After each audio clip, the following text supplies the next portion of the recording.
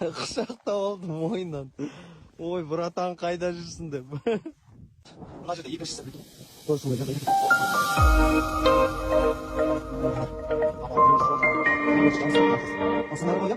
Сарыяны.